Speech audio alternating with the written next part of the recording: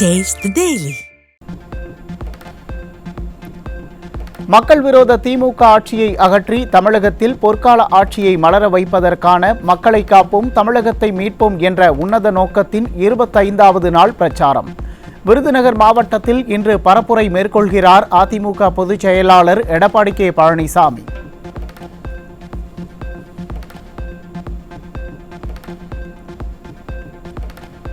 மக்களுக்கு பாதுகாப்பு தரக்கூடிய காவல்துறைக்கே தமிழ்நாட்டில் பாதுகாப்பு இல்லை என்றால் மக்களை யார் பாதுகாப்பது?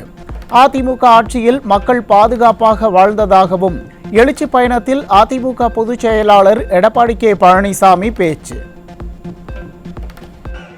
ஒரு சப் இன்ஸ்பெக்டரை வெட்டி கொலை செஞ்சிருக்கிறாங்க. நமக்கு பாதுகாப்பா இருக்கிற ஒரு அதிகாரிய, ஒரு காவல்துறை அதிகாரிய வெட்டப்பட்டு கொலை செய்யப்பட்டிருக்க சொன்னா நமக்கு யார் பாதுகாப்பு கொடுப்பது? சிந்திச்சு பாருங்க. ஒவ்வொருவரும் சிந்திக்க வேண்டும்.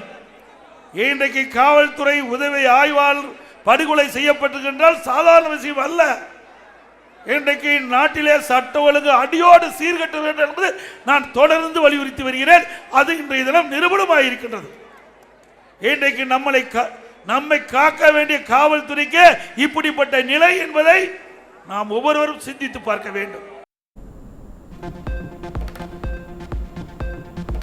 அதிமுக ஆட்சியில் வியாபாரிகள் மக்கள் பாதுகாப்பாக இருந்ததாகவும் ரவுடிகள் ராஜ்யம் ஒடுக்கப்பட்டிருந்ததாகவும் அதிமுக பொதுச் செயலாளர் பெருமிதம். திமுக ஆட்சியில் ரவுடிகள் தாராளமாக நடமாடுவதால் தான் கொலை கொள்ளை சம்பவங்கள் நடைபெறுவதாகவும் புரட்சி தமிழர் ஆவேசம். வியாபாரிகள் பாதுகாப்பாக இருக்கின்ற என்றால் அது அனைத்து இந்திய அண்ணா திராவிட முன்னேற்ற கழக ஆட்சியிலே வியாபாரிகள் பாதுகாத்தார்கள். இன்றைக்கு ரவுடிகள் ராஜ்யத்தை ஒடுக்கப்பட்டது அண்ணா திமுக ஆட்சியிலே. தமிழகத்தில் இருக்கின்ற ரவுடிகள் வெளி மாநிலத்திற்கு தப்பித்து ஓடுகின்ற காட்சி அண்ணா திமுக ஆட்சியிலே பார்க்கப்படுது. இன்றைய இடம் அது கிடையாது. இன்றைக்கு ரவுடிகள் தாராளமாக நடமாடுகிறார்கள். அதனாலதான் இவ்வளவு கொலை கொள்ளை திருட்டு நடைபெற்றுக் கொண்டிருக்கின்றது தமிழகத்திலே. இதற்கெல்லாம் முற்றுப்புள்ளி வைக்க வேண்டும் என்று சொன்னால் அடுத்த ஆண்டு நடைபெறுகின்ற சட்டமன்ற தேர்தலில் நம்முடைய கூட்டணி வெற்றி பெற வேண்டும். தென்காசி மாவட்டத்தில் இருந்து தினமும் நூற்றுக்கணக்கான லாரிகளில் இருந்து கனிமவள கொள்ளைகள் நடப்பதாகவும் அதனை திமுக அரசு தடுத்து நிறுத்தவில்லை என்றும் புரட்சி தமிழர் குற்றச்சாட்டு. கனிமவள கொள்ளையே திமுகவால் தான் நடப்பதாகவும் எதிர்க்கட்சி தலைவர் கடும் விமர்சனம். தென்காசி மாவட்டத்திலிருந்து தினமும் நூற்றுக்கணக்கான லாரிகளில் கனிமவள கொள்ளை நடக்குது. அதை தடுத்து நிறுத்தினாங்க, அது தடுத்து நிறுத்தல. ஆக கனிமவள கொள்ளையே திமுக நடக்குது.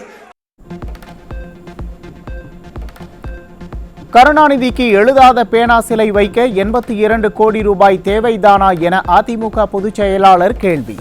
கார் ரேஸ் நடத்தி மக்களின் வரி பணத்தை உதயநிதி வீணடித்தார் என சங்கரன்கோவில் பிரச்சார கூட்டத்தில் காட்டம். இன்றைய முதலமைச்சர் அவை அப்பா பேனா வைக்கிறதுக்கு நடுக்கடல்ல கொண்டு போய் 82 கோடி ரூபாய் செலவு பண்ணுங்கிறார். எழுதாத பேனாவை எங்க வச்சா என்ன? உதயநிதி ஸ்டாலின் அவர் கார் பந்தயம் நடத்துறார். நாட்டுக்கு அதுதானே முக்கியம். எங்க கார் பந்தயம் நடத்துறார். காலுக்கு நமக்கு காலனியே இல்லாத இருக்கிற நேரத்தில் கார் பந்தயம் தேவையா? பல கோடி பல 100 கோடி ரூபாய் செலவு செஞ்சு இன்றைக்கு சென்னை மாநகர மத்திய பகுதியில் கார் பந்தயம் நடத்துறார். எப்படிலாம் ஆட்டம் போடுறாங்க பாருங்க. கருணாநிதி குடும்பம் எப்படிலாம் மாட்டு மக்களை வாட்டி வதைக்கிறாங்க பாருங்க. ஒரு பக்கம் கார் பந்தயம் நடத்துறாங்க, ஒரு பக்கம் பேனா வைக்கிறாங்க. ஆனா நாட்டு மக்கள் கேட்டா பணம் இல்லை. இப்படிப்பட்ட அரசாங்கம் தொடர வேண்டுமா? ஸ்டாலின் அரசை அதிமுக விமர்சித்தால் கோபப்படும் கம்யூனிஸ்ட் கட்சிகள் திமுகவிற்கு ஜால்ரா போடுவதாக குற்றச்சாட்டு. திமுக ஆட்சியில் கிராம மக்கள் முதல் நகர மக்கள் வரை யாரும் நிம்மதியாக வாழ முடியவில்லை என எழுச்சி பயணத்தின் போது அதிமுக பொதுச் செயலாளர் விமர்சனம். அதிமுக பிரதான எதிர்க்கட்சி. மக்களுக்கு பிரச்சனை என்றால் முதல் குரல் கொடுக்கின்ற கட்சி அதிமுக கட்சியா தான் இருக்கும். இதுவரைக்கும் 122 ஆர்ப்பாட்டங்கள் போராட்டங்களை மக்களுக்காக நடத்தி இருக்கிறோம். இன்னைக்கு கம்யூனிஸ்ட் கட்சி எத்தனை போராட்டத்தை நடத்தி இருக்கிறீங்க? இன்னைக்கு சட்டமன்றத்திலையும் ஜால்ரா போட்டுட்டு இருக்கிறீங்க, வெளியிலையும் ஜால்ரா போடுறீங்க. ஆக மக்களை கம்யூனிஸ்ட் கட்சி மக்கள் மறந்துடுவாங்க. குடிநீர் வரி கேட்க வேண்டியதே இல்லை, குப்பை வரி எல்லாம் போட்டாச்சு. கிராமத்தில் இருக்கின்ற மக்களுக்கும் காங்கிரீட் வீடு கட்டுனீங்களா, சதுரடிக்கு 1 ரூபா. ஹாஸ்பிட்டல் சட்டம் போட்டீங்கன்னா ஒரு சதுரடிக்கு 60 ரூபா, ஒரு சதுரடிக்கு 60 பைசா. குடிசைனா 30 பைசா. எல்லாத்துக்கும் வரி போட்ட ஒரே அரசாங்கம் திமுக அரசாங்கம். கிராமத்திலிருந்து நகரம் வரை மக்கள் நிம்மதியா வாழ முடியல இந்த ஆட்சியில.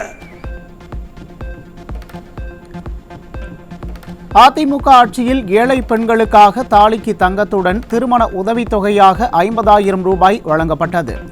ஏழை எளிய மக்கள் பயன்பெறுவதற்காக கொண்டுவரப்பட்ட இந்த திட்டத்தை நிறுத்தியதுதான் திமுக அரசின் சாதனை என கழக பொதுச் செயலாளர் குற்றச்சாட்டு. திருமண வயதை எட்டுகின்ற பொழுது திருமண உதவி திட்டத்தின் கீழ் 25,000 50,000 திருமண உதவித்தொகை கொடுத்து தாலிக்கு தங்கம் 1 பவுன் கொடுத்தாங்க. இன்னைக்கு பவுன் 75,000 ரூபாய். அதிமுக ஆட்சி வரை 6 லட்சம், அந்த 6 லட்சம் குடும்பத்தை வாழ வைத்த அரசு அதிமுக அரசு. 6 லட்சம் பேருக்கு திருமண உதவி திட்டத்தின் கீழ் திருமண உதவி தாலிக்கு தங்கம் வழங்கப்பட்ட அரசு அதிமுக அரசு. மீண்டும் அதிமுக ஆட்சி உங்களோட துணையோடு ஆட்சி அமைக்கின்ற பொழுது திருமண உதவி திட்டம் தொடரும்.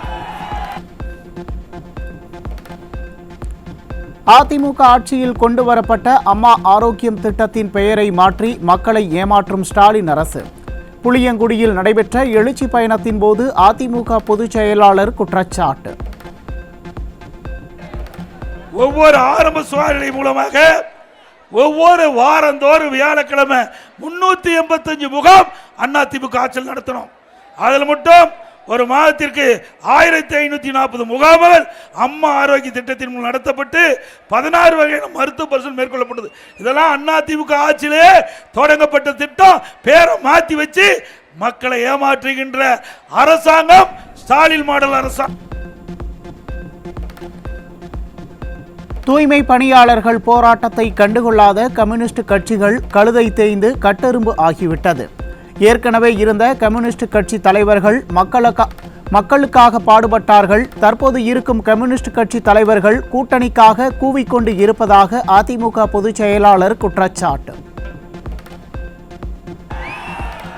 5 நாட்கள் தூய்மை பணியாளர் சென்னையிலே போராட்டம் நடத்தி கொண்டிருக்கின்றார். நீங்க வேடிக்கை பார்த்துக்கிட்டு இருக்கிறீங்க. கம்யூனிஸ்ட் கட்சி எல்லாம் கழுத தேஞ்சு கட்டெரும்பான கதையாத்தான் இன்னைக்கு கம்யூனிஸ்ட் இருக்குது. திமுக பற்றி விமர்சனம் செஞ்சா இவர்களுக்கு ஏன் கோபம் வருது? கிராமத்தில் சொல்லுவாங்க, தென்னை மரத்தில் தேல் கொட்டினா பனை மரத்தில் நெறி ஏறுமாங்க, தென்னை மரத்தில் தேல் கொட்டினா பனை மரத்தில் நெறி கட்டுவாங்க.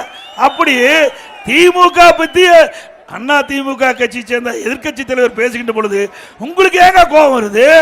உங்களுக்கு ஏங்க எரிச்சு போடுறீங்க? திரு கம்யூனிஸ்ட் கட்சி தலைவர்களே, உங்களை திராவிட முன்னேற்ற கழகம் கொஞ்சம் கொஞ்சமா விழுங்கிட்டு இருக்குது. நீங்க சிந்தித்து பார்க்க வேண்டும்.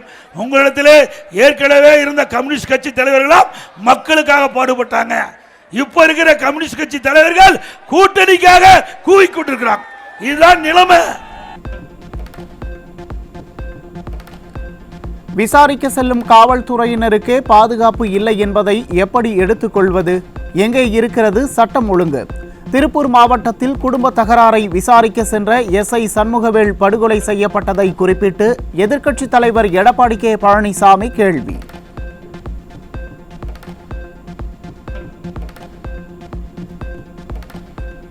ஸ்டாலின் செய்யும் அத்தனை அரசியலும் இந்த சீர்கெட்ட சட்டம் ஒழுங்கை பற்றி யாரும் பேசக்கூடாது என்பதற்கான டைவர்சன் டாக்டிக் மட்டுமே. மக்கள் தெளிவாக இருக்கிறார்கள். அவர்களுக்கு தேவை பாதுகாப்பான தமிழகம். மக்களை காக்க, தமிழகத்தை மீட்க ஒரே வழி ஸ்டாலின் அரசை வீட்டுக்கு அனுப்புவதே என அதிமுக பொதுச் செயலாளர் மீண்டும் உறுதி.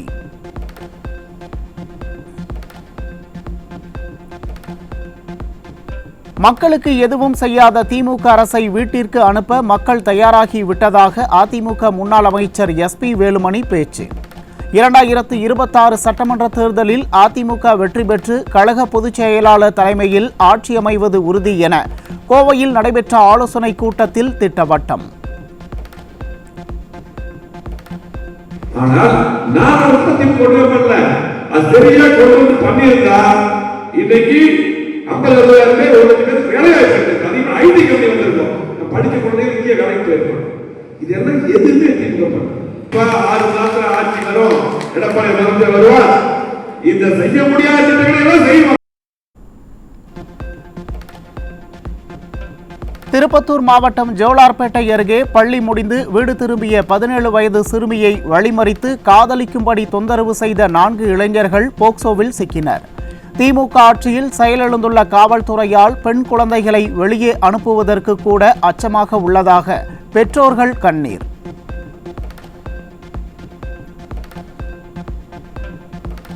ஈரோடு மாவட்டம் சிவகிரியைச் சேர்ந்த 15 வயதான சிறுமியை கடத்திச் சென்ற 17 வயது சிறுவன் மீது போக்சோ வழக்கு பாய்ந்தது. அதிகரிக்கும் பாலியல் குற்றங்களை தடுக்காமல் அப்பா ஸ்டாலின் அரசு ஆழ்ந்த தியானத்தில் உள்ளதா என மக்கள் கேள்வி.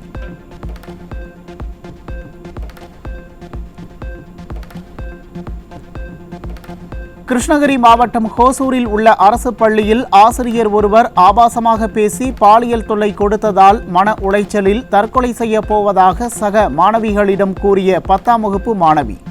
பள்ளி சிறுமிகள் மீதான பாலியல் அத்துமீறல்களை கண்டுகொள்ளாத ஸ்டாலின் மாடல் ஆட்சி விரைவில் அகற்றப்பட வேண்டும் என மக்கள் ஆவேசம்.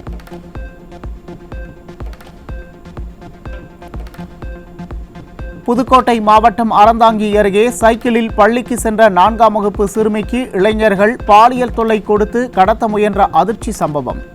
அப்பா ஸ்டாலின் ஆட்சியில் சிறுமிகளால் பாதுகாப்பாக பள்ளிக்கு கூட சென்று வர முடியாத சூழல் நிலவுவதாக மக்கள் குற்றச்சாட்டு.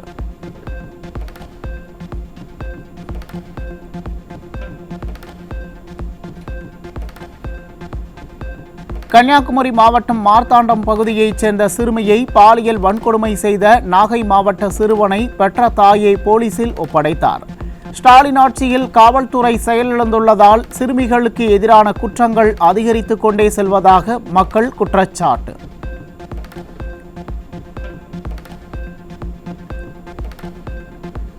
சேலம் மாவட்டம் ஓமலூர் அருகே இளைஞர்களின் வாழ்க்கையை சீரழிப்பதற்காக சொகுசு காரில் கடத்தி வரப்பட்ட 330 கிலோ குட்கா பொருளை கடத்திய வடமாநில இளைஞர் பிடிபட்டார். நிர்வாக திறனற்ற ஸ்டாலின் அரசின் ஏவல் துறை மாநில எல்லையில் கண்காணிப்பு பணிகளில் அலட்சியம் காட்டுவதால் சர்வசாதாரணமாக போதைப்பொருள் கடத்தப்படுவதாக மக்கள் குற்றச்சாட்டு.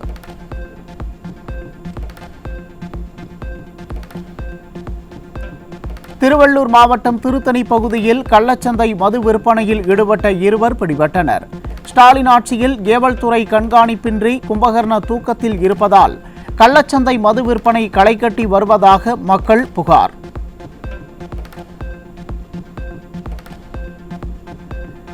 சென்னை அடுத்த செங்குன்றம் பேருந்து நிலைய பகுதியில் இளைஞர்கள் வாழ்வை சீரழிக்கும் நோக்கில் கொண்டுவரப்பட்ட 15 கிலோ கஞ்சா 1300 போதை மாத்திரைகள் பறிமுதல் தொடர்பாக 2 சிக்கினர். போதைப் பொருட்களின் நடமாட்டத்தை கட்டுப்படுத்த திறனில்லாத ஸ்டாலின் அரசு விழிப்புணர்வு என்ற பெயரில் நாடகமாடுவதாக மக்கள் ஆவேசம்.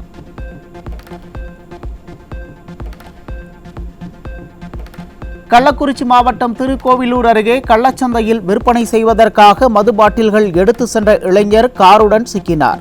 திறனற்ற ஸ்டாலின் ஆட்சியில் படுஜோராக நடக்கும் கள்ளச்சந்தை மது விற்பனையால் சட்டம் ஒழுங்கு அடியோடு சீர்கெட்டுள்ளதாக மக்கள் விமர்சனம்.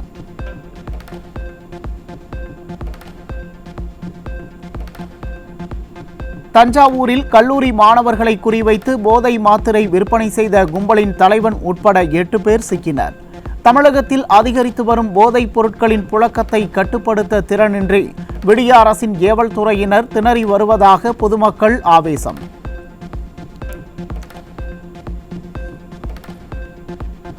தமிழ்நாட்டில் இந்த ஆண்டில் மட்டும் தற்போது வரை 6 போலீசார் படுகொலை செய்யப்பட்ட பயங்கரம்.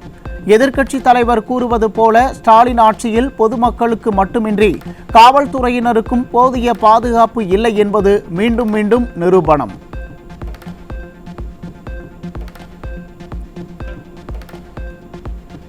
சென்னை அம்பத்தூர் அடுத்த ஒரக்கடம் ஏரிக்கரை பகுதியில் இரவில் பட்டாக்கத்தி உள்ளிட்ட பயங்கர ஆயுதங்களுடன் சுற்றித் திரிந்த 4 இளைஞர்கள் சிக்கினர். கும்பகர்ண தூக்கத்தில் இருக்கும் காவல்துறையால் தமிழகத்தில் சட்டம் ஒழுங்கு சந்தி சிரிப்பதாக மக்கள் விமர்சனம்.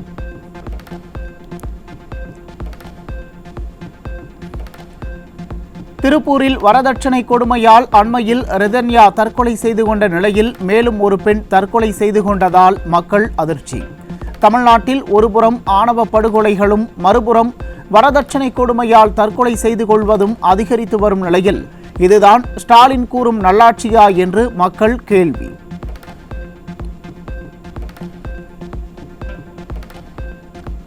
புதுக்கோட்டை மாவட்டம் திருநாளூரில் 4ஆம் வகுப்பு படிக்கும் பள்ளி மாணவியை கடத்த முயற்சி செய்த அடையாளம் தெரியாத நபர்கள். ஸ்டாலினின் திறனற்ற திமுக ஆட்சியில் மதுபோதைக்கு அடிமையான இளைஞர்களால் சிறுமிகள் மற்றும் பெண்களின் பாதுகாப்பு பறிபோனதாக கிராம மக்கள் குற்றச்சாட்டு.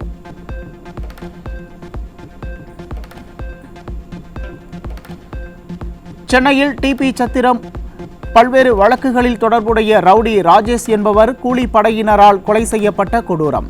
ஸ்டாலின் அரசின் ஏவல் துறை ஆழ்ந்த கும்பகர்ண தூக்கத்தில் இருக்கும் நிலையில் தலைநகரிலேயே மக்கள் அச்சத்துடன் வாழ்ந்து வரும் அவலம்.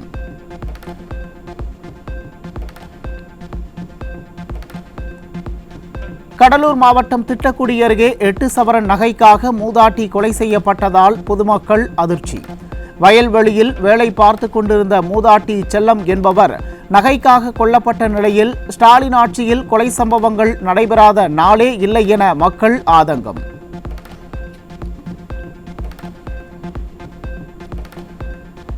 நெல்லை மாவட்டம் ராதாபுரம் அருகே இருசக்கர வாகனத்தில் சென்ற இளைஞர் வெட்டி கொலை செய்யப்பட்ட நிலையில் அரசு மருத்துவமனையை முற்றுகையிட்டு அவரது உறவினர்கள் தர்ணா.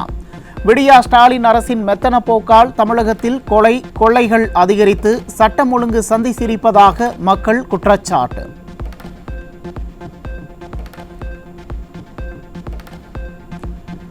இருபது ஆண்டு நட்பு இருந்தும் பொறுமை குன்றிய ஒரு சின்ன வாக்குவாதம் கொலையில் முடிந்தது. ராமநாதபுரம் மாவட்டம் திருவாடானையில் விவசாயி கருப்பையாவை அவரது 20 ஆண்டுகால நண்பர் மாசிலாமணி கம்பால் அடித்து கொலை செய்தார். நட்பின் நிதானம் மற்றும் சிந்தனையின்மை நேர்த்தியான உறவுகளையும் பாசங்களையும் கூட அழித்துவிட முடியும்.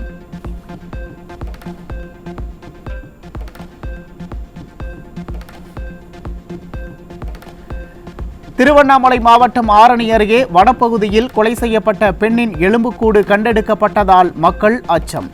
நிர்வாக திறனற்ற ஸ்டாலின் ஆட்சியில் ஏவல் துறை கும்பகர்ண தூக்கத்தில் உள்ளதால் கொலைகள் நடைபெறாத நாளே இல்லை என மக்கள் குற்றச்சாட்டு.